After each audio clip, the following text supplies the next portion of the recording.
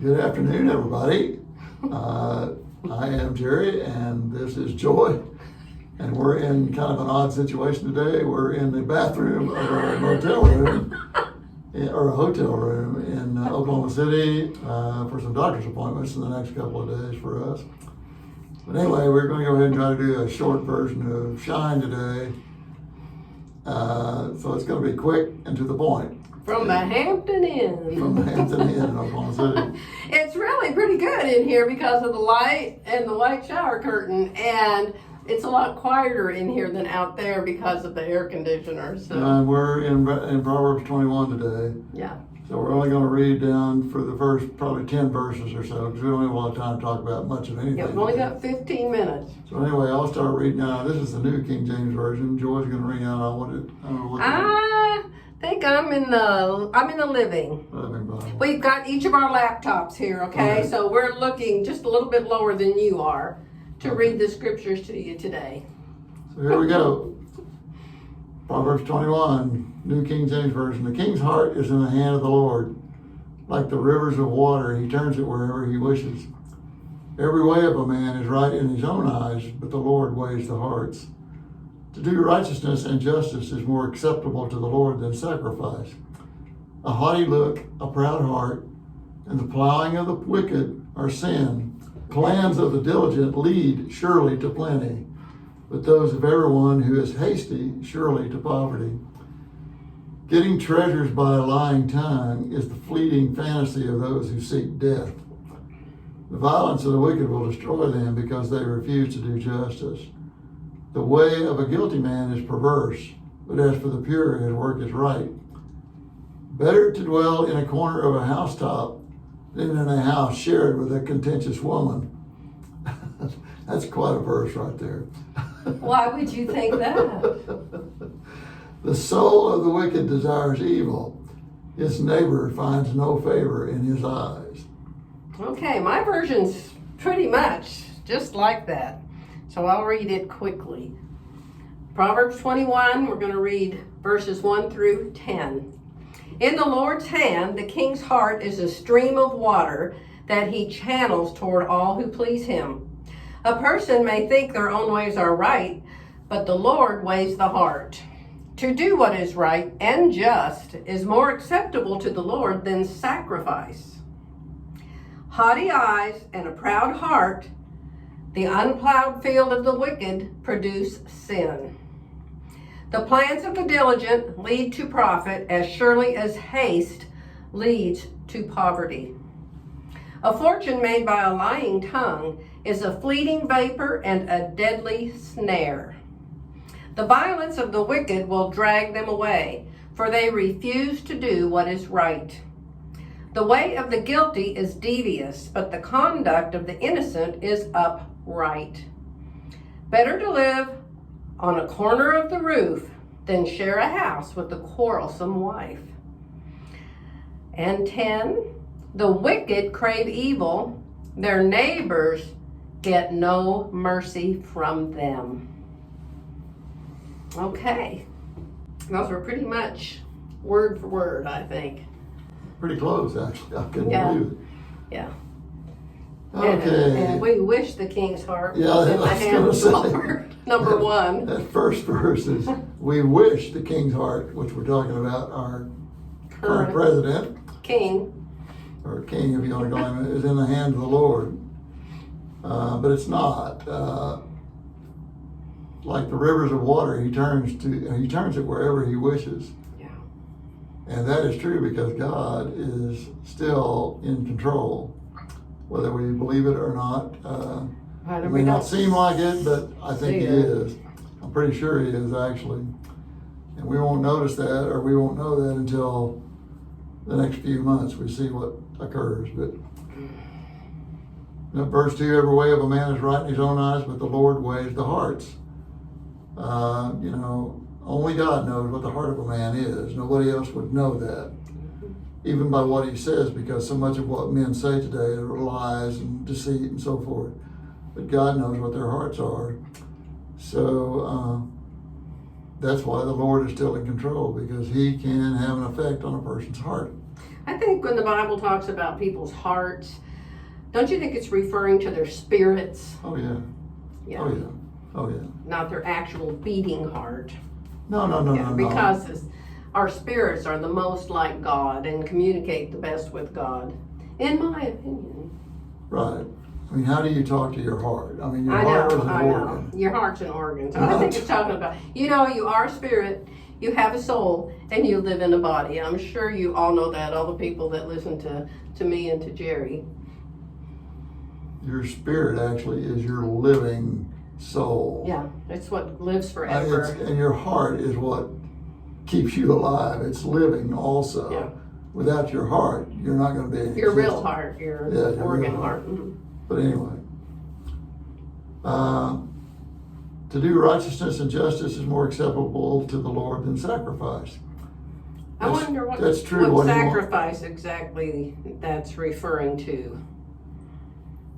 Well, any kind, I would think. If you're sacrificing your time, or you're sacrificing your finances, or you're sacrificing a lot of things. But you're living evil. Yeah, I mean, but to do righteousness and justice is what he's talking about, is obedience. Back then, I mean, they really did sacrifice millions of animals. There was lots of blood. I thought, it must have been really bloody back in those days. Yeah. In the temple, oh my goodness, there must have been blood just running like a stream out from under wherever they did the sacrifices all the time. Especially when Solomon took the throne. Oh. I think the first 7 days that he was king, he, sacrificed thousands of oxen, if you can imagine that. I mean, I can't even fathom something like that. I can't either. It's so shocking to the way we live now. But the plans of the diligent lead surely to plenty, but those of everyone who is hasty surely to poverty. I mean, we've talked about that before. If you're a hard-working, conscientious individual and you're a righteous person, obviously you're going to obtain wealth, basically. Right. But those of everyone who is hasty surely to poverty, and that's... I don't know what hasty really means. I think mine said hasty too. What one says hasty? Number 5. Yeah, as surely as haste leads to poverty. Well, that's talking about decisions you make. And it talks about... Without really planning or thinking you or no preparing. You get no counsel, or you get no education on your own, or you don't really study things and make sure you know what you're doing before you do it. That's what it talks about, You don't have no wisdom. Wisdom requires time and effort. Let's see what it says in the NIV. Same word. Same word. The plans of the diligent lead to profit as surely as haste leads to poverty. Huh. Boy, there's a lot of versions. We're not in our actual Bibles today. We're in Bible Gateway on our computers, and all of the different versions are there. So interesting. I don't know how much time we have left. But... The English Standard, I can tell you, we're up to 9 minutes. Okay. So, haste leads to poverty. Haste leads to poverty. So, all right, that means what it says, evidently. Oh my. All right, what else can we talk about here? A fortune made by a lying tongue is a fleeting vapor and a deadly snare. Yeah, we could talk about that. It's like everything you read in Proverbs can pertain to our government. Well, that one definitely can. Well, there's your favorite one, babe, coming up. Better to live on the corner of the roof. Better to dwell in the corner of a housetop than in a house shared with a contentious woman. Well, that could be reversed also. I mean, it could be a contentious man also. I mean, the two of you have to, obviously you're going to have arguments. I mean, we've even had disagreements today. We have? Yeah, about how we were going to do this today, for one. It's like in the bathroom. Yeah. Like, hey, there's a backdrop. Or just putting this off till next Tuesday. We're not in the shower. So we can do this more appropriately. Well, that's true. But anyway, either person can be a contentious person, and that can be a real problem if it continues on and on. And what they're talking about here is continually on and on and on. Yeah, like a dripping faucet, it says someplace in the Bible. And those two got married out of whatever, not true marriage, love. Otherwise, there wouldn't be this contention all the time, is what they're kind of talking about. But everybody gets into arguments from time to time. Everybody has a disagreement, because the most marriages that are successful are the ones where people are married to one of the opposite, what do I want to say? Boy, girl? We're going back to God made boys and girls. Well, this is an assumption you made, but in other words, they are opposite personalities. Oh, opposite personalities. Is what I'm trying to say. Opposites attract, is that what you're saying? Well, I mean, they offset each other, so it works well. You're not going off to the left all the way, or you're not going to the right all the way. There's a balance in it. But you're obviously going to have disagreements since you are opposites. Exactly. So there is some contention, and really that's good to a certain extent. yeah, as long as you know how to resolve it, and as long as the wife realizes that her Christian husband is the head. He's the head, and he makes the final decisions. Yeah, sometimes that's hard to get across. Sometimes It's never hard. That's why most of the things we own are because he picked. I told you he wouldn't let me have a red car, didn't I? Hey. She's driving a red car, by the way. Yeah, but that's because that's the only color they had. No, that's not. That's probably a God thing. There. We're going to have some contention here in a minute. We better stop. Okay. But anyway, I'm not going to get into the story I was. We're up to 12 minutes, so tell them that. The story I was going to tell today, I'm not going to get into because it takes too much time, and it's just not. I need some time to tell that to make my point. Is what I'm trying to say. Well, for it to make sense, it happened over a long period of time, so it's a long story. And there's a lot of teaching in that story too. I mean, a lot of teaching about how God handles things and how we receive it and so on and so forth. And if you look back on it all, which I've done many times, I see a whole bunch of things occurring before that even occurred. Wow. Hindsight is so clear. That really opened my eyes to a lot of different things. But anyway, we'll get to that next week. But anyway,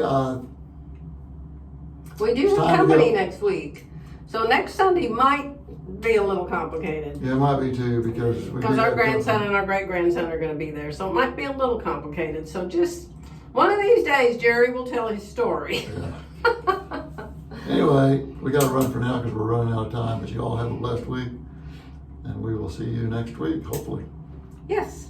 And I will use my cell phone to edit this video and get it up on YouTube today. So we can at least say, good morning, good afternoon, we're thinking of you, and y'all have a wonderful week like Jerry said. Bye for now from the shower. Bye, guys. At the Hampton Inn. Bye, guys.